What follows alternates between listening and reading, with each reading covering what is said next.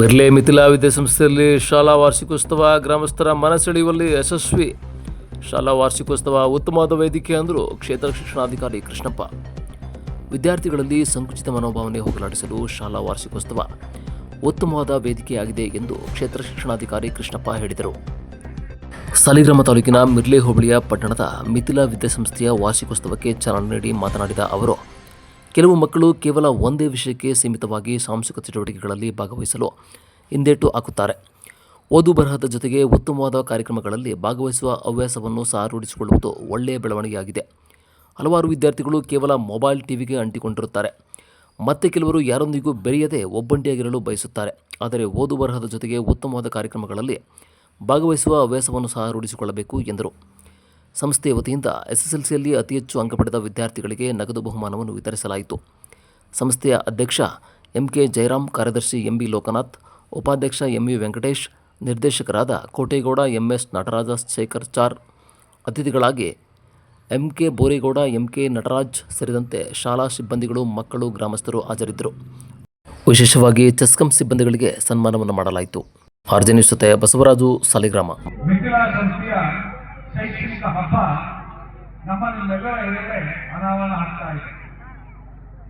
ಮಕ್ಕಳು ಈಗ ತಾನೇ ನೋಡಿದ್ರು ಕಲಿಕೆಯಲ್ಲಿ ಅಂದ್ರೆ 7ನೇ ತರಗತಿಯಲ್ಲಾಗಿರ್ಬೋದು, 10ನೇ ತರಗತಿಯಲ್ಲಾಗಿರ್ಬೋದು ತಮ್ಮ ಅದ್ಭುತವಾದ ಸಾಧನೆಯಿಂದ ನಮ್ಮ ಹೃದಯ ಮನೆಗಳನ್ನು ಗೆಲ್ಲುವಂತಹ ಕೆಲಸವನ್ನ ಮಾಡಿದ್ದಾರೆ. ಎಲ್ಲರ ಎದುರುಗಡೆ ಸಂಸ್ಥೆ ಅವರನ್ನು ಗೌರವಿಸಿದೆ, ಆರಾಧಿಸಿದೆ. ಜೊತೆಗೆ ಸಾಂಸ್ಕೃತಿಕವಾಗೂ ಕೂಡ ಉನ್ನತ ಕಾರ್ಯಕ್ರಮಗಳನ್ನು ಹಮ್ಮಿಕೊಳ್ಳುವ ಮುಖಾಂತರ ಈ ಗ್ರಾಮದಲ್ಲಿ ಒಂದು ಅದ್ಭುತವಾದಂತಹ ಕೆಲಸವನ್ನ ಮಾಡ್ತಾ ಇದೆ. ಇವತ್ತು ಸಾಕಷ್ಟು ಜನರು ತಮ್ಮ ಮಕ್ಕಳ ಸಾಂಸ್ಕೃತಿಕ ಕಾರ್ಯಕ್ರಮಗಳನ್ನು ನೋಡಲಿಕ್ಕೆ ಆಗಮಿಸಿದ್ದಾರೆ. ಮಕ್ಕಳು ಅತ್ಯಂತ ಉನ್ನತ ರೀತಿಯಲ್ಲಿ ಸಾಂಸ್ಕೃತಿಕ ಪ್ರದರ್ಶನವನ್ನು ನೀಡಲಿಕ್ಕೆ ಬೇಕಾದ ಸಿದ್ಧತೆಗಳನ್ನು ಮಾಡಿಕೊಂಡು ಇಲ್ಲೇ ನಿಂತಿದ್ದಾರೆ. ನಿಜಕ್ಕೂ ಒಂದು ಸ್ಮರಣೀಯವಾದಂತಹ ಸನ್ನಿವೇಶ. ಏಕೆಂತಂದ್ರೆ ಶಾಲೆ ಕೇವಲ ಶೈಕ್ಷಣಿಕ ವಿಚಾರಗಳನ್ನು ಅಷ್ಟೇ ಕೈಗೊಳ್ಳ, ಅದರ ಜೊತೆಯಲ್ಲಿ ನಮ್ಮ ಸಂಸ್ಕೃತಿಯನ್ನ, ನಮ್ಮ ಸಮಾಜದ ಪ್ರಮುಖ ವಿಚಾರಗಳನ್ನ ವೇದಿಕೆ ಮೂಲಕ ಅನಾವರಣಗೊಳಿಸುತ್ತೆ. ಮಕ್ಕಳು ತರಗತಿ ಕೋಣೆ ಒಳಗಡೆ ವರ್ಷ ಪೂರ್ತಿ ಏನು ಕಲಿಸಿದ್ದಾರೆ ಅನ್ನೋದ್ರ ಬಗ್ಗೆ ವಾರ್ಷಿಕ ವರದಿಯಲ್ಲಿ ಓದೋದರ ಮುಖಾಂತರ ಶಾಲೆ ಏನೆಲ್ಲ ಅಂದುಕೊಂಡಿದ್ದು ಕಾರ್ಯಕ್ರಮಗಳನ್ನ ಅನ್ನೋದನ್ನು ತಿಳಿಸುತ್ತೆ. ಇವತ್ತು ಕಲ್ಚರಲ್ ಪ್ರೋಗ್ರಾಮ್ಸ್ ಅನ್ನು ಮಾಡಿಸ್ತಾ ಇದೆ. ಈ ಕಲ್ಚರಲ್ ಪ್ರೋಗ್ರಾಮ್ಗಳಲ್ಲಿ 1ನೇ ತರಗತಿ 10ನೇ ತರಗತಿಯಲ್ಲಿ ಅಥವಾ LKG ಕೂಡ ಮಕ್ಕಳು ತಮ್ಮ ಪ್ರತಿಭೆಯನ್ನು ಅನಾವರಣಗೊಳಿಸ್ತಾರೆ. ಇದು ಹೃದಯ ಸ್ಪರ್ಶಿಯಾದಂತಹ ಸನ್ನಿವೇಶ.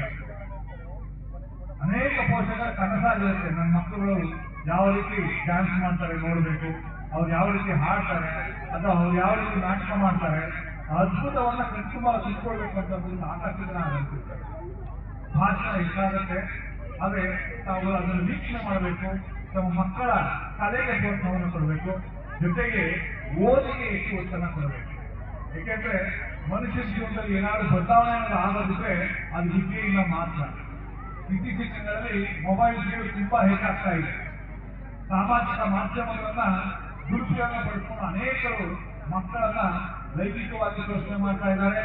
ಹಾಗೆ ಬೇರೆ ರೀತಿಯಲ್ಲಿ ಮಾನಸಿಕವಾಗಿ ಅವರನ್ನ ತಮ್ಮ ಕಂಟ್ರೋಲ್ಗೆ ತಗೊಳ್ತಾ ಇದ್ದಾರೆ. ಅನೇಕ ಗೇಮ್ಸ್ಗಳು ಬಂದಿವೆ, ಮಕ್ಕಳನ್ನ ಹಂತದಾರಿಗಳಾಗಿ ಮಾಡಿವೆ. ಇದಕ್ಕೆಲ್ಲ ಕಾರಣ ಮೊಬೈಲ್ನ ಬಳಕೆ ಜಾಸ್ತಿ ಆಗ್ತಾ ಇದೆ.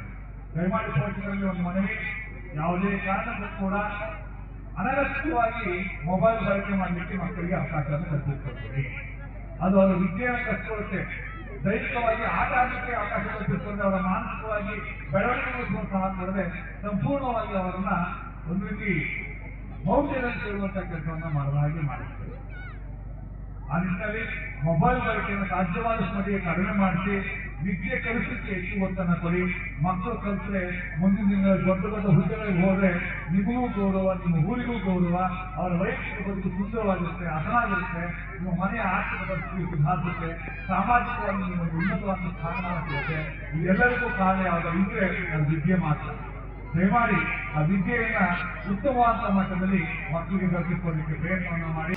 ಈ ಸಂಸ್ಥೆ ಒಳ್ಳೆ ಉತ್ತಮವಾದಂತಹ ಫಲಿತಾಂಶವನ್ನು ಕೊಟ್ಟಿದೆ. ಉತ್ತಮವಾದ ಅಧಿಕಾರಿಗಳು ನಮ್ಮ ಸಂಸ್ಥೆಯಿಂದ ಹೊರಹೊಮ್ಮಿದ್ದಾರೆ.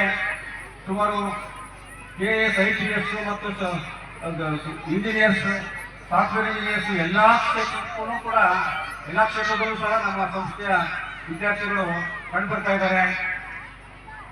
ಇದಕ್ಕೆಲ್ಲ ಕಾರಣ ಅಂತಂದ್ರೆ ನಮ್ಮ ಈ ಒಂದು ಗ್ರಾಮದ ಪೋಷಕರು ಮತ್ತು ಗ್ರಾಮದ ಜನತೆ.